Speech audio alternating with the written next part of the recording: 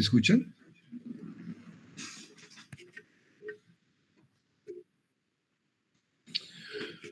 Buenas noches. Vamos a continuar con la clase anterior. Vamos a hablar de lo que es la bronquiectasia en su tratamiento. Entonces, el tratamiento, lo primero que tenemos que tratar de ver es la característica del paciente primero, ¿no?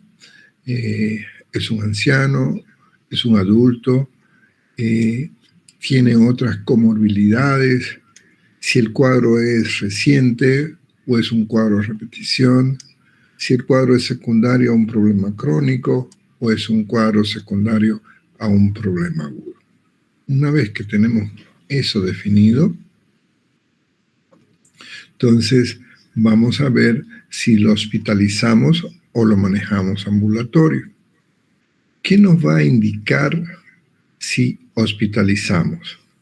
La sobreinfección. Un paciente que esté con una sobreinfección o un paciente que esté con insuficiencia respiratoria. Entonces, ahí vamos a definir si se queda en el hospital o se va. Y en otras veces no sabemos que el cuadro es de bronquiectasia. Lo sospechamos, así como hicimos el ejercicio en la pizarra el otro día, inclusive con la IA le dijimos, y nos dieron múltiples hipótesis diagnósticas, ¿no? Entonces, lo primero que tenemos que hacer es identificar, recuerden los 3 anillos que siempre mencionamos, agente, huésped y medio, ¿no? Vamos a ver un cuadro de bronquiectasia que por primera vez estemos diagnosticando. El paciente no tiene antecedentes. Es un paciente que no está con criterio de hospitalización todavía. Entonces, en ese caso, lo primero que vamos a hacer es recomendarle al paciente que esté en reposo,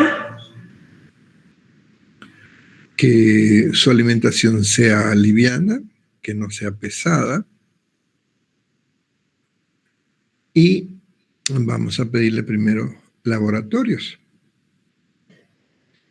Recuerden que el paciente está viniendo solo por tos y expectoración. Es posible que tenga un poco de hemoptisis, pero está con tos y expectoración. Pero como la tos y la expectoración es abundante, ok, estamos sospechando de un cuadro de bronquiectasia. Entonces, lo primero que vamos a hacer es confirmar nuestro diagnóstico de bronquiectasias.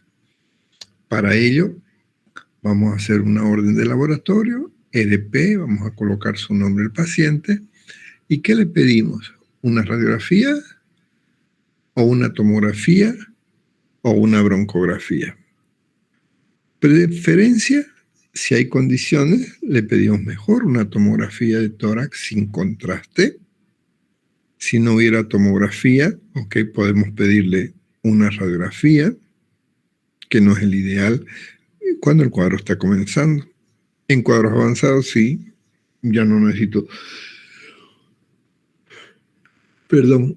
el frío, ya no necesito una tomografía porque con la radiografía lo podemos definir.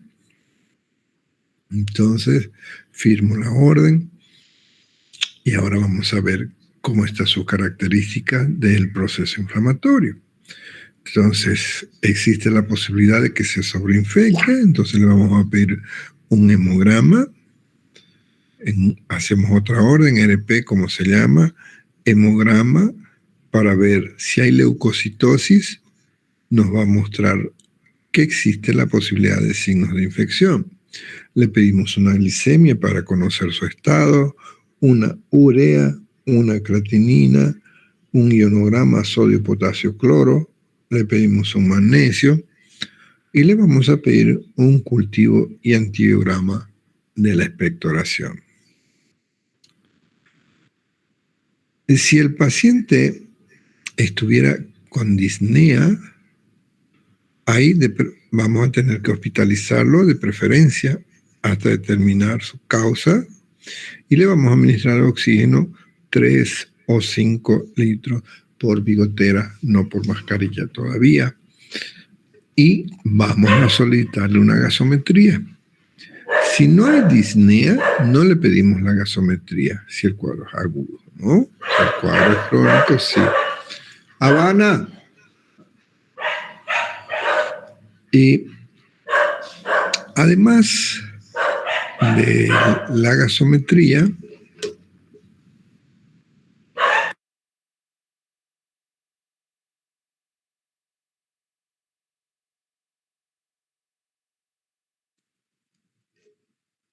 vamos a citarnos entonces con esos resultados que le estamos pidiendo, nos llega el mismo día o al otro día, a excepción del cultivo. Pero puedo pedirle una tinción de Gram como el protocolo de neumonía, y si el cuadro tiene fiebre y no es muy elevada y puedo manejar el ambulatorio, ok, ahí vamos a escoger un antibiótico de manera empírica. Es decir, que asumimos que va a haber un gran positivo involucrado. Recuerdan la clase de neumonía, usamos el mismo protocolo.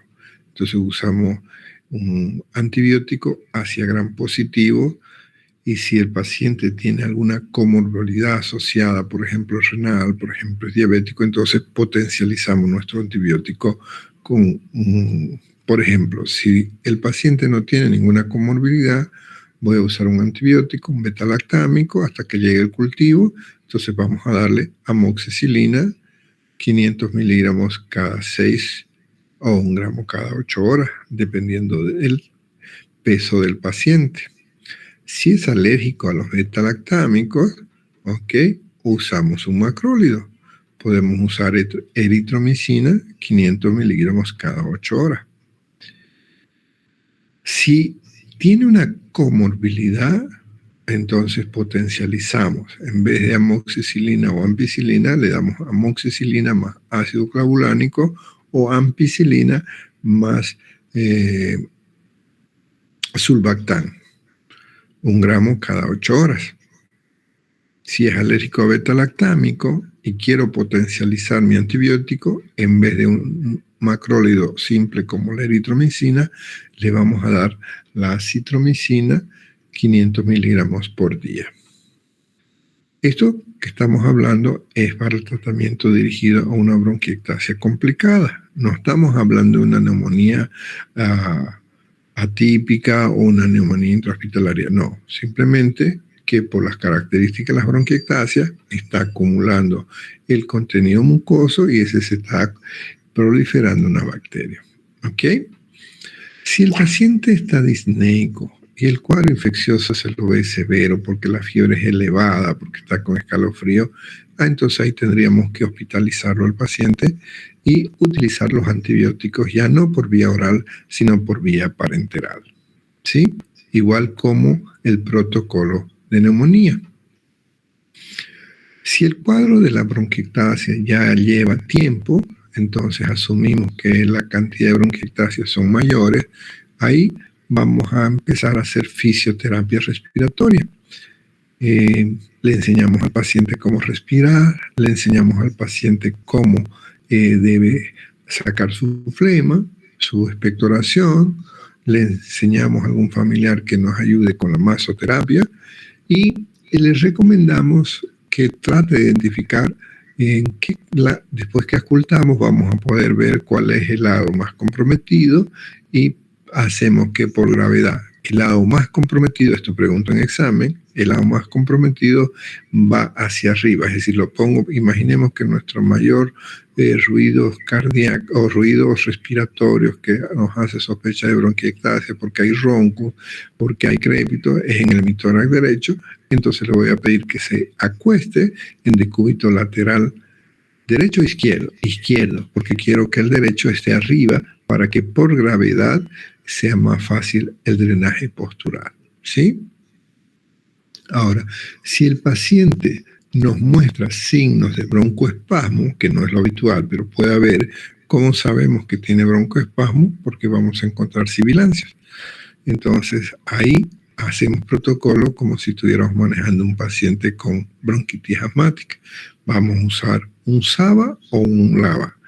En los pacientes como son de larga evolución, pero el broncoespasmo no es la rutina, vamos a usar un SABA. ¿Qué era SABA? Short action, acción corta, ¿no?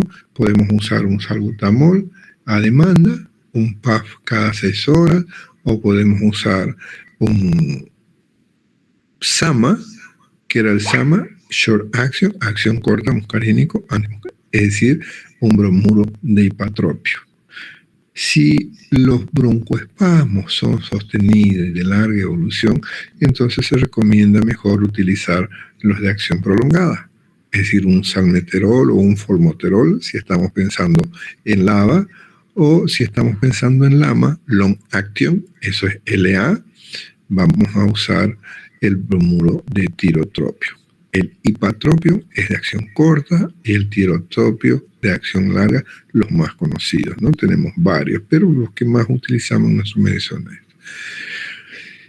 ¿Damos corticoides o no damos corticoides? Para la bronquiectasias probablemente no vamos a usar los corticoides, a no ser que estemos viendo que el proceso inflamatorio es activo, reciente. Entonces ahí vamos a usar corticoides de preferencia inhalados. ¿Sí? ¿Cuál vamos a usar? Podemos usar la beclometasona, un PAF cada 6 horas o cada 8 horas, o podemos usar el budesonide, o podemos usar la fluticasona, el que ustedes desean. Y en raras ocasiones, no es lo habitual, podríamos apoyarnos con corticoides por vía oral como prednisona, 10 miligramos cada día. Ahora, en estos casos donde las bronquiectasias son abundantes y nos están haciendo un patrón de atrapamiento de aire con signos de que pueden llegar a hacer atelectasias frecuentes, pues ahí tendríamos que pensar en hablar con un cirujano de tórax para que valoren la necesidad de hacer una cirugía torácica y hacer una lobectomía, es decir, extirpar partes del pulmón donde haya, pero eso previamente diagnosticado las zonas de la bronquiectasia a través de la tomografía de reconstrucción bronquial. No es cualquier tomografía, ¿no? Para ver realmente si vamos a hacer una lobectomía, de preferencia vamos a hacer con reconstrucción para que podamos tratar de reconocer todo ese árbol bronquial. Y como todo paciente con patología pulmonar, al estar alterada su estructura fisiológica, pues tiene mayor predisposición a desarrollar procesos infecciosos. Por lo tanto, tenemos que hacer la prevención. Cada año su vacuna para evitar la influenza, cada año su neumococo, puede ser la 23 o puede ser la polivalente, la que tenga. Mientras más mayor la persona, mayor necesidad de utilizar vacunas. ¿Por qué? Porque con la edad el sistema inmunológico va alterándose, ¿no? Va disminuyendo las características de su defensa. Entonces, entre los macrólidos, cuando deseamos usarlos, la claritromicina se tolera mejor que la eritromicina. Y la roxitromicina tiene un poquito de espectro un poquito más elevado que la citromicina. La desventaja es que es el costo un poco mayor. El único que damos una vez al día es la citromicina. En caso que los pacientes no toleren la vía oral o por X motivo vamos a usar o una cefalosporina de tercera generación, por ejemplo la ceftriaxona, diluida en 100 ml, pasar en una hora, cada 12 horas, 1 gramo. O si el paciente no es mayor y tiene una función renal apropiada, los aminoglucósidos van bien, solo que los evitamos usar como primera línea ante la posibilidad de que pueda haber una tuberculosis asociada, ya que estos medicamentos los restringimos más para el uso del Mycobacterium tuberculosis. Entonces, la micacina puedo dar ya sea en monodosis, calculando 15 miligramos por día, o la fracciono la dosis y le doy en 2. Es decir, cada 12 horas. Por ejemplo, vamos a usar 500 miligramos en intramuscular en la mañana y 500 miligramos en la noche. La gentamicina también puedo hacer monodosis o lo puedo fraccionar cada 8 horas. Tanto la micacina como la gentamicina son medicamentos de uso parenteral. ¿Que los puedo usar ambulatorio? Los puedo usar. Recuerden, los antibióticos no es un criterio para hospitalización. Los criterios para hospitalización son los cuadros de sepsis debido a un problema pulmonar infeccioso que sea muy severo. ¿Cómo me doy cuenta que es severo? Porque hay unas alzas térmicas continuas, el paciente está con anemia, está con astenia, le solicitamos un hemograma y nos muestra una leucocitosis importante con un desvío a la izquierda. Entonces, con esos criterios no, prefiero hospitalizarlo. Y el otro criterio son las características que habíamos dicho cuando el paciente está presentando signos de insuficiencia respiratoria reflejado básicamente por el tema del síntoma disnea. De ahí que el expectorante por vía bucal ayuda. ¿Qué expectorante? ¿Cuál fluidificante? ¿Cuál quieren usar? Generalmente hemos dicho que el mejor fluidificante, ¿cuál es? El agua. Si el paciente no tiene contraindicaciones, pues le damos líquidos, ¿no? Que tome bastante líquidos. ¿Cuáles serían las contraindicaciones? Que el paciente tenga anúrico o oligonúrico, o que el paciente tenga una cardiopatía o una hipertensión muy sostenida, que con el líquido vamos a complicar, ¿no? Entonces, si no tenemos inconvenientes de tomar líquidos en volumen, pues ese va a ser nuestro mejor fluidificante. Agua. Y combinarlo eso agua como con un refresco de manzanilla, ¿no? La manzanilla es un antiinflamatorio natural de origen vegetal. Si el paciente no le podemos dar mucho volumen de líquido, pues entonces tendríamos que utilizar fluidificantes orales como ser la N-acetilcisteína, como aprendimos en farmacología. Un sobre le damos diluido, que tome como refresco 1, 2 o 3 veces al día, o podemos ayudarle con ampollitas que vienen para hacer nebulizaciones. Otra alternativa, el Ambroxol, da un poquito de acidez por su uso continuo. Vamos a dar Ambroxol, producto en qué, en suspensión o en jarabe, depende de la presentación.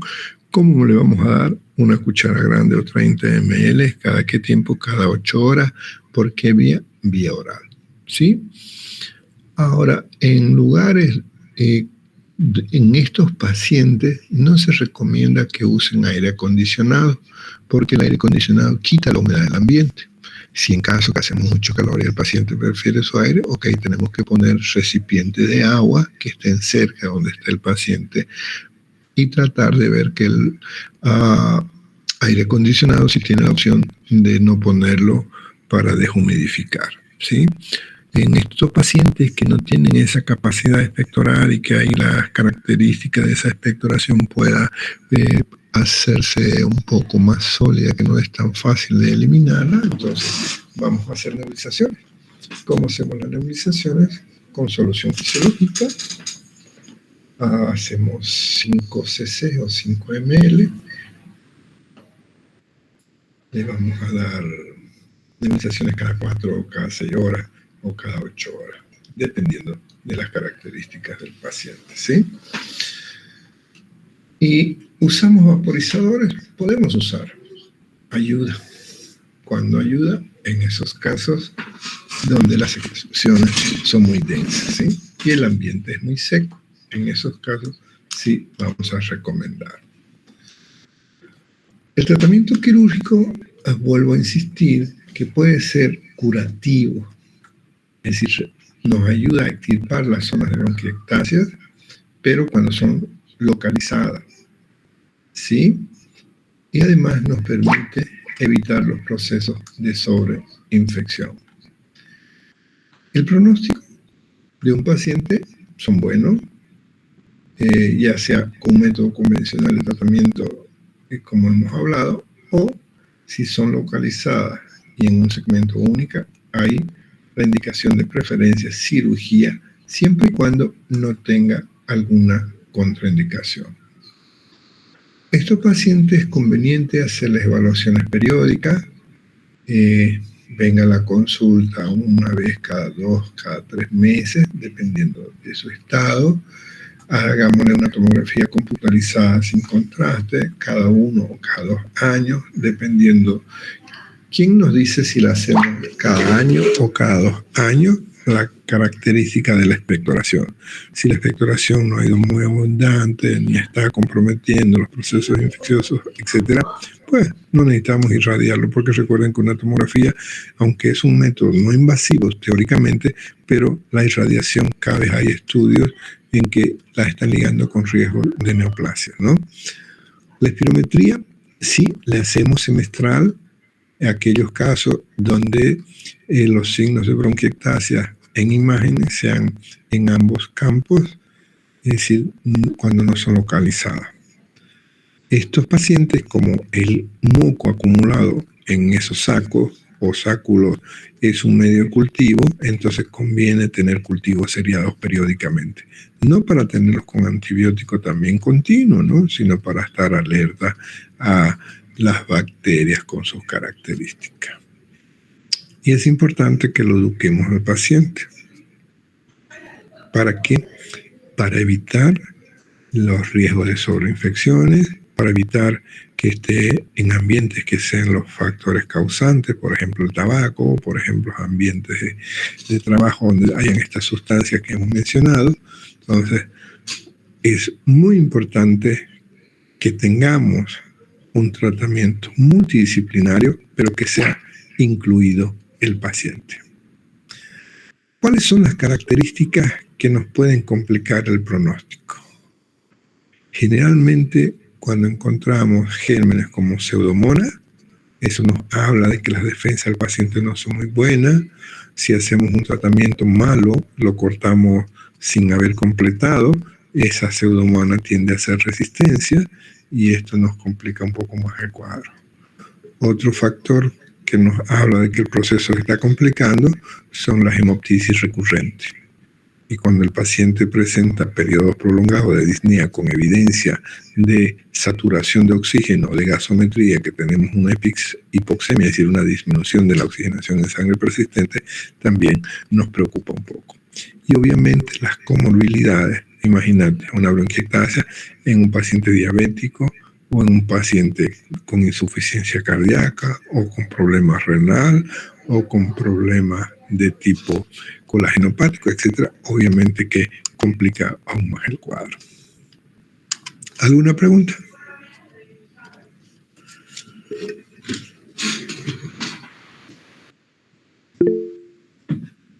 Sí, por favor. Doctor, buenas noches. Disculpe, respecto a los fluidificantes orales, si me podría volver a repetir.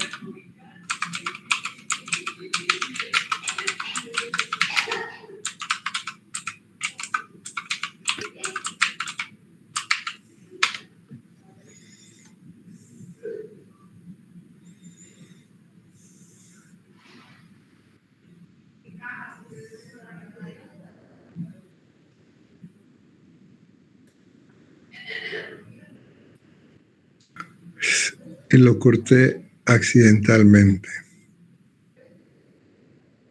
¿Esta es la compañera que me hizo la pregunta sobre los fluidificantes? Sí, doctor, aquí estoy. Ok. Sí, le explicaba.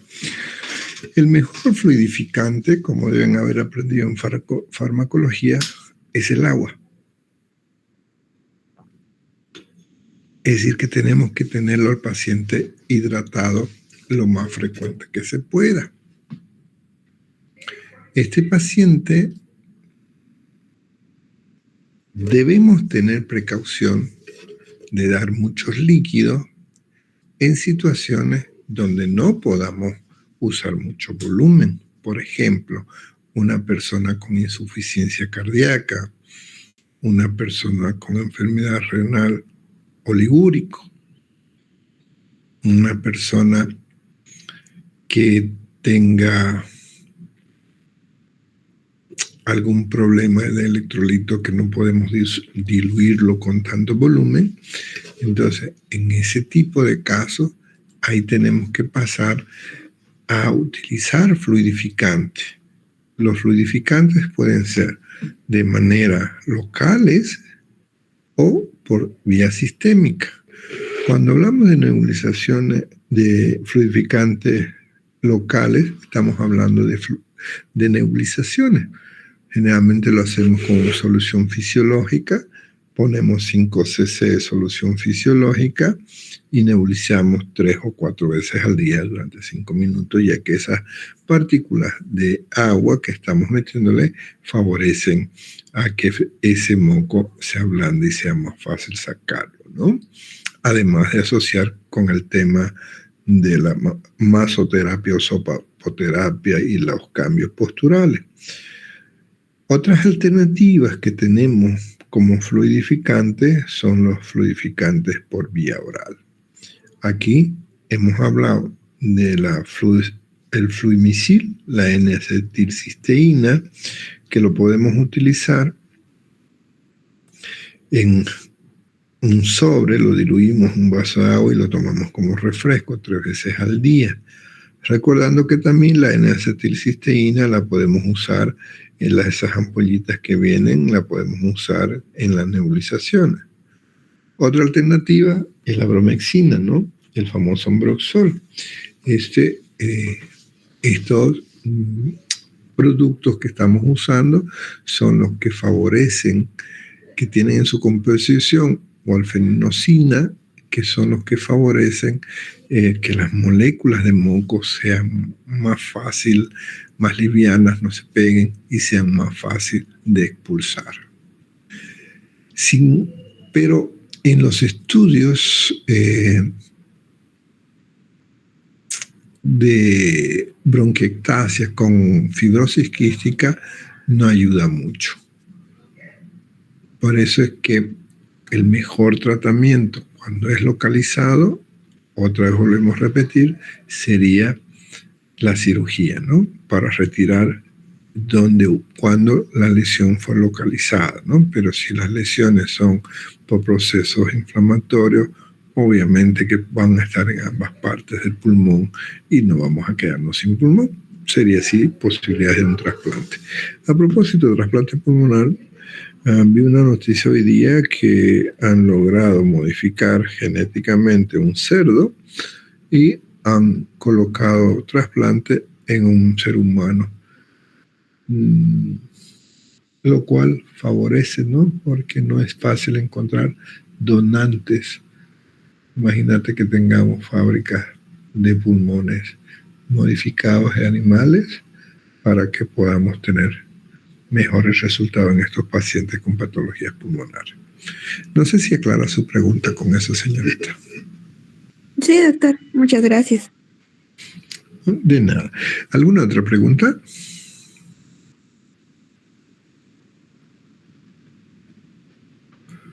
Ok. Bien, vamos a seguir con el programa.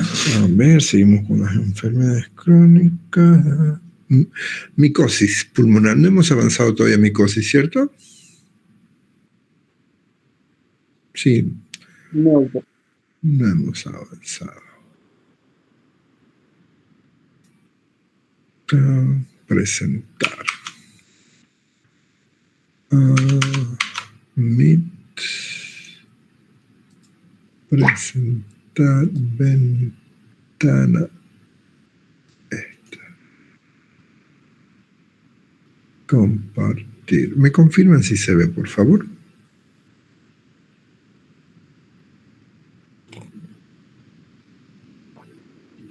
Ya sobre el tema del VIH. ¿Quién está haciendo dos clases a la vez? Una clase con un oído y un ojo a un lado, capísimo. O capísimo. Ok. La micosis pulmonar es una de las enfermedades que hacemos como diagnóstico diferencial de las micobacterias, ¿no? Porque son muy parecidas a sus manifestaciones. Entonces, cuando hablamos de micosis, estamos hablando de enfermedades pulmonares, sean primarias o secundarias, a nivel del pulmón. Desde el punto de vista epidemiológico, vemos que hay una incidencia que va del 3 al 56% en los grupos de riesgo. ¿Cuáles son los grupos de riesgo? Los pacientes inmunodeprimidos por cualquiera de las causas, diabetes, nefrópatas, cardiópatas, HIV, etc. Esos son los de grupos de riesgo. Y dentro de esa incidencia, el más frecuente es el aspergilio, luego le sigue el criptococo, las cándidas. Nosotros nos da la impresión que hay más cándida porque estamos en la ciudad y vemos en el hospital y la mayoría son cándidas. Frío me está haciendo, porque estoy bostezando, señores, no es hambre. Y cuando vemos en los hospitales es muy común cándida. Cándida en orina, cándida en... Y uno dice, da la impresión que es el más frecuente. Pero en la población global en general no es el más frecuente, no vayamos a confundir. Pero hay que tomar en cuenta también otro elemento. Son pacientes de la ciudad, son pacientes del campo. En el campo la gente tiene la bendita costumbre de siempre poner una ramita o un palito en la boca, ¿no? Otra de las desventajas que tenemos nosotros, las personas que vivimos en la ciudad, es tener plantas, macetas en interiores, dormir en sitios donde hay macetas, ¿no? Tomemos en cuenta que de este 8% de otros hongos son histoplasmosis, blastomicosis, la coccidioidomicosis o la paracoccidioidomicosis o la cigomicosis, ¿sí? Entonces son múltiples y hay que identificarlo porque el tratamiento no es el mismo, les cuento. No es lo mismo tratar una cándida que un aspergilio o un histoplasma. Y los esquemas de medicamentos son diferentes. Factores de riesgo para que se les quede claro, ¿sí? Eso en todas las enfermedades hemos hablado, los factores de riesgo. ¿Cuál es la clínica? ¿Será la misma clínica de una histoplasmosis, de una candidiasis, de una paracoccidioidomicosis o una criptococosis? Hay que tomar en cuenta que no hay una manifestación específica en que podamos decir. Lo que sí notamos que en los pacientes inmunodeprimidos, por ejemplo HIV, son muy comunes las micosis cerebrales antes que las pulmonares. Entonces, el cuadro no es específico para uno o para otro. Por eso es que siempre que vemos tuberculosis sospechamos. Es el diagnóstico diferencial porque tanto la clínica como las imágenes son muy parecidas. Obviamente los cultivos ahí nos dan la respuesta, no se ve parecido un bacilo a un hongo, ¿no?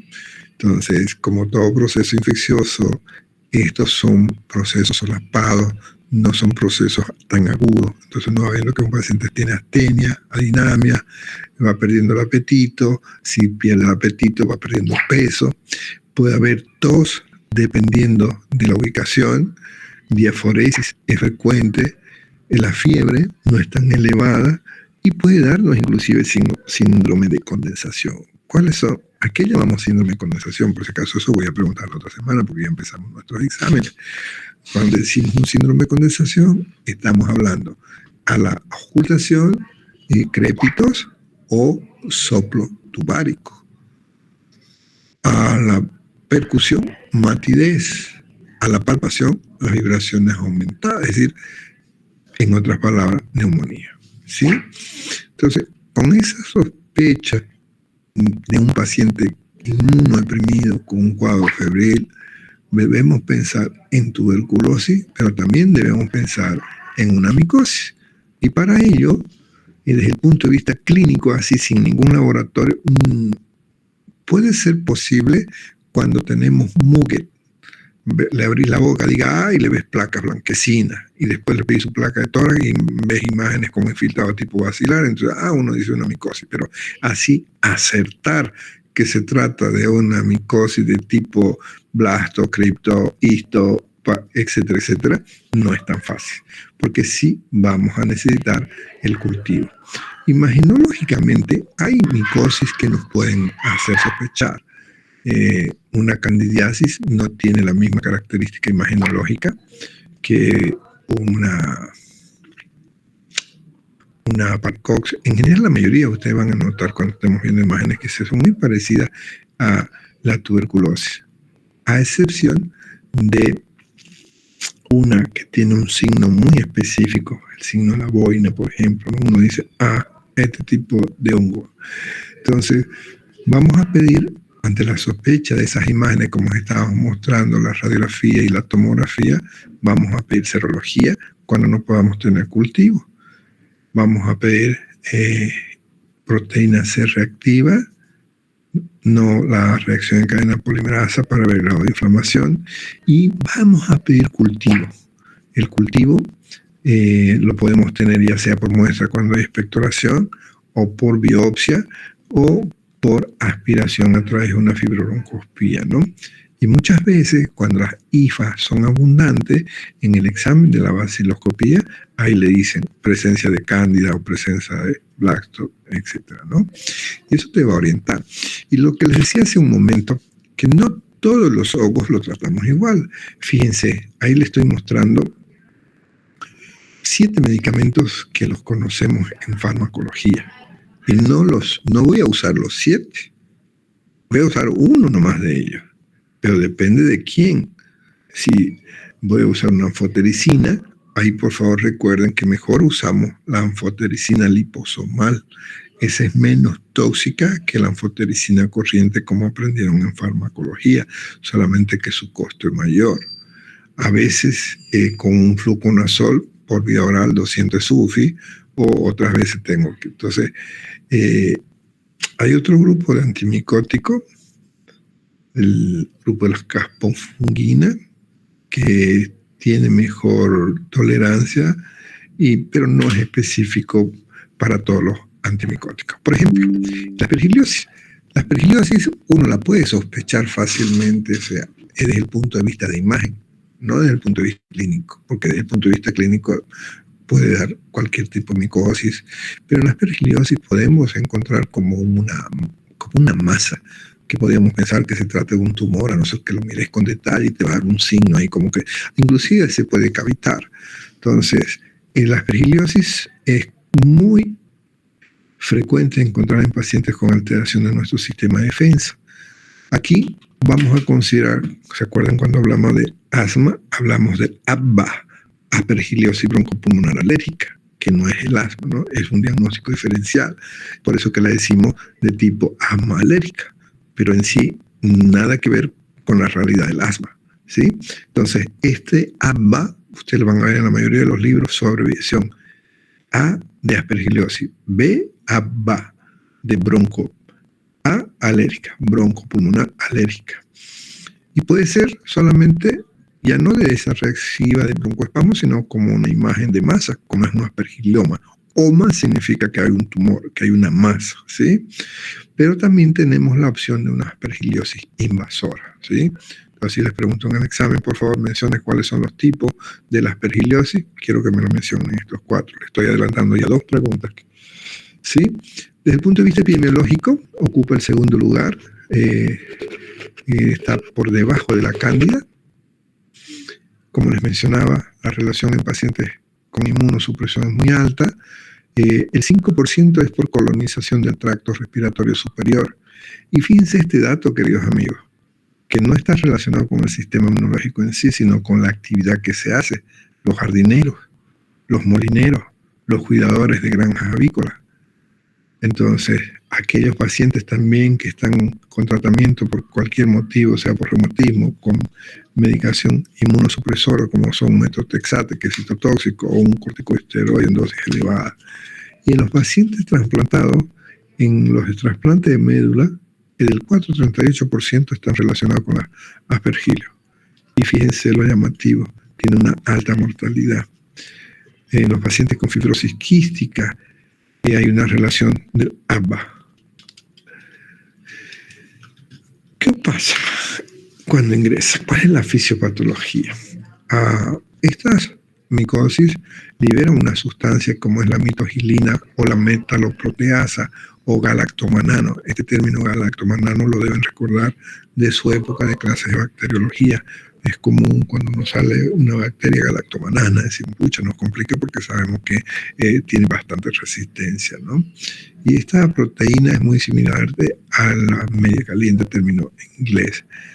Esto tiene una característica que va a nivel de los cilios, lo disminuye, lo cual complica el sistema inmunológico, la expectoración, hay factores de adherencia, se pegan en la parte del tejido, ya sea porque la elastina, que es un componente importante de las proteínas que favorece la elasticidad del árbol, o está muy relacionada con el grupo de Aspergillosis fumigatus, ya que este tiene una acción de elastasa, es decir, antagonista de la elastina, ¿no?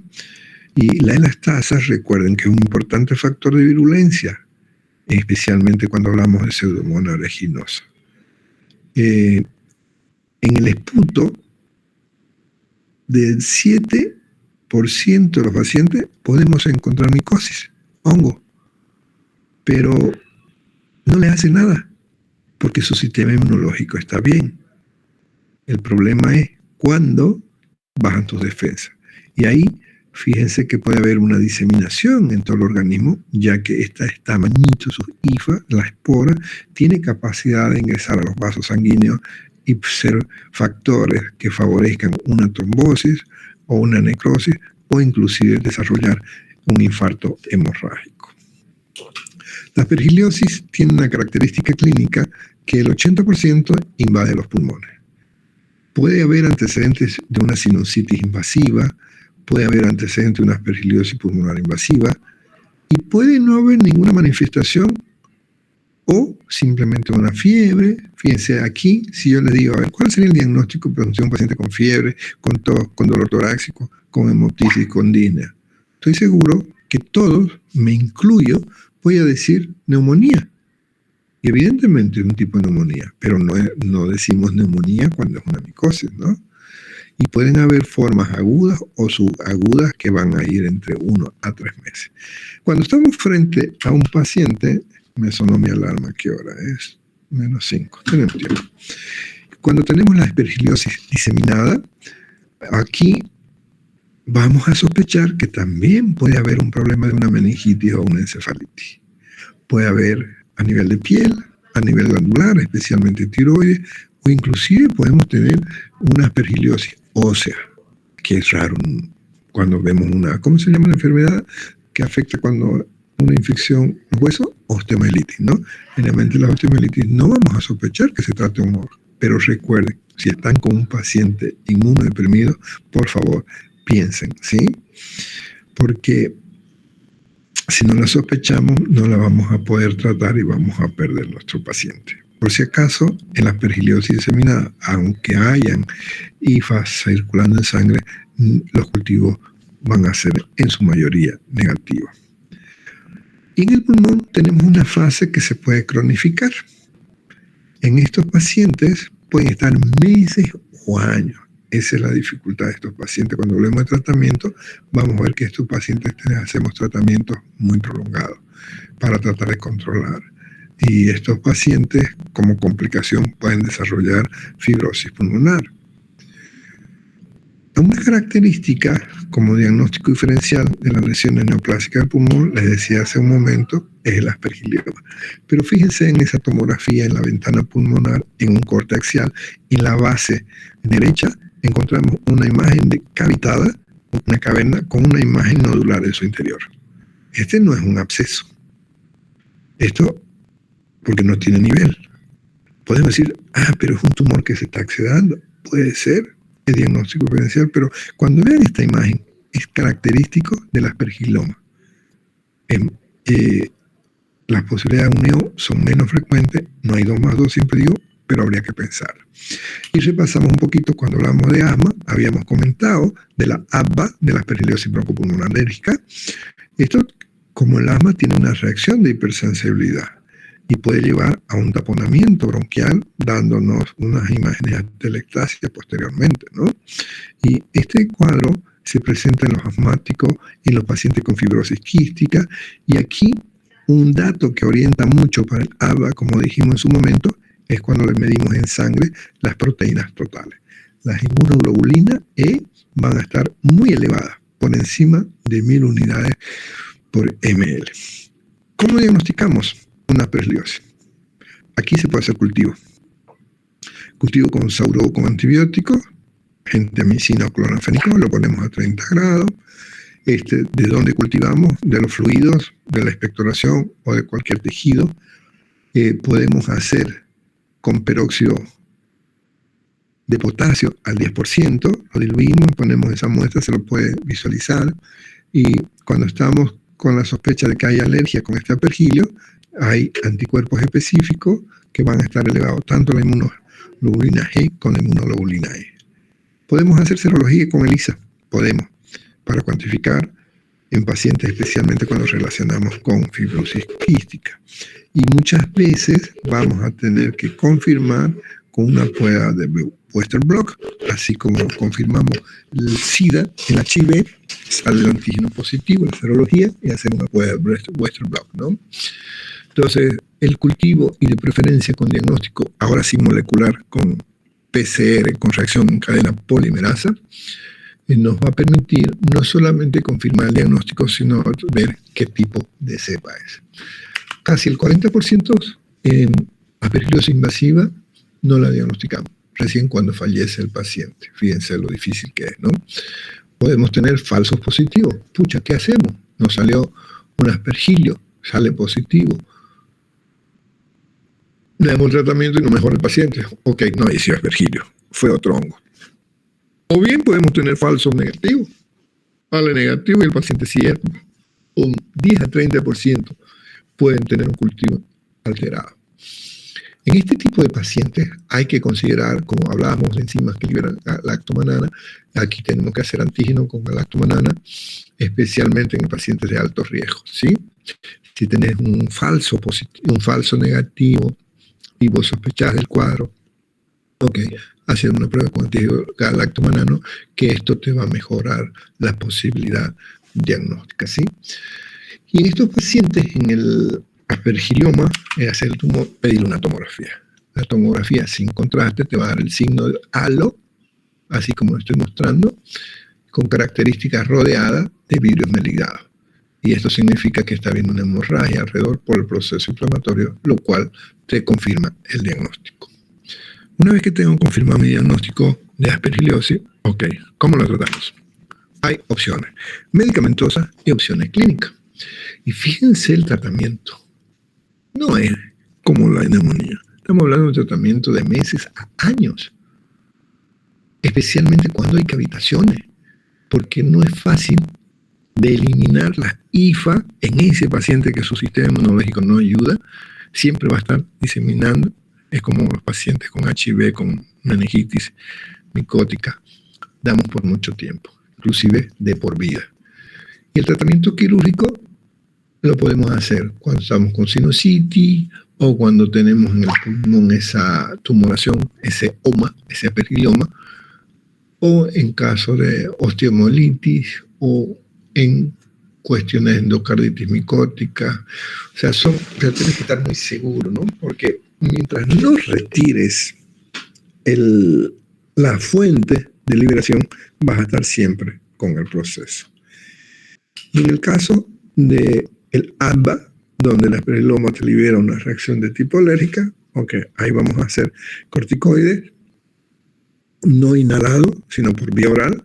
Vamos a usar entre 20, luego bajamos a 10, después nos quedamos con 5 miligramos de prednisona.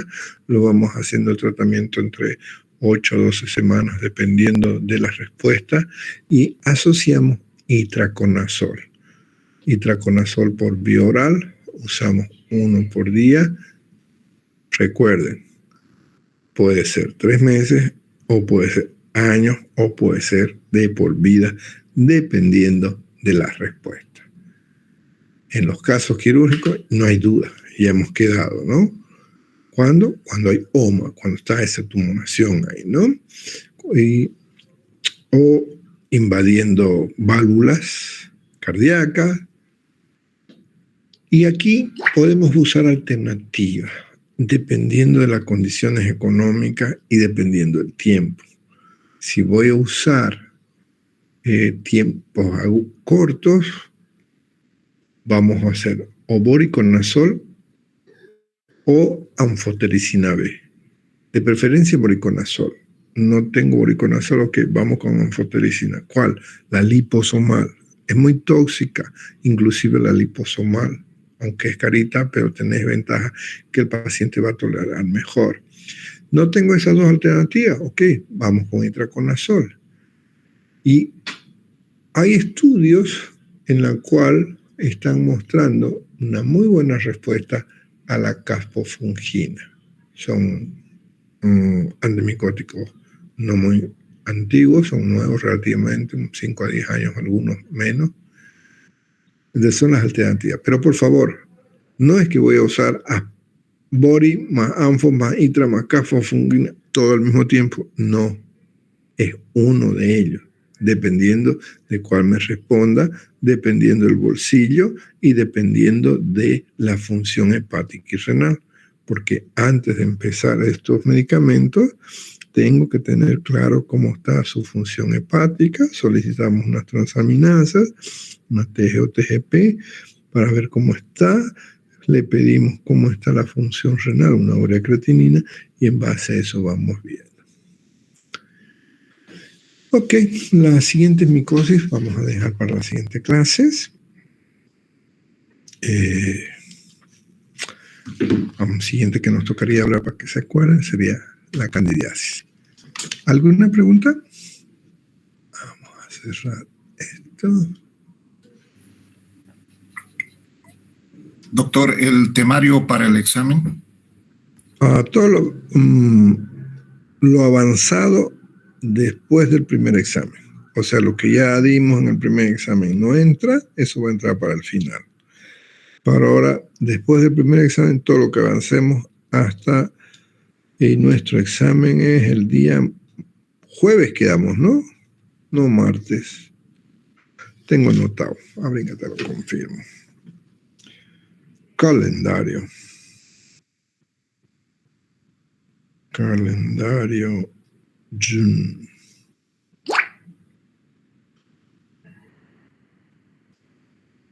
$26 de agosto.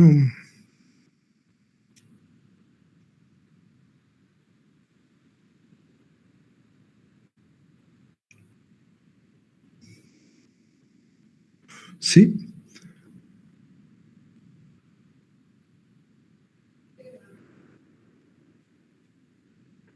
Jueves 4 de septiembre. Déjenme confirmar. Calendario. Ahora le pasa el calendario. Cambio de rotación. El 6 de septiembre cambiamos. ¿Y qué día es 6 de septiembre? Hoy es 26 de agosto.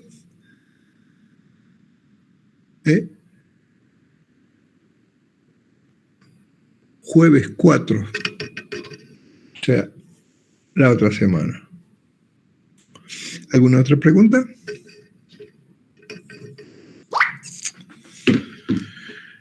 Ok, futuros colegas, entonces, muchas gracias.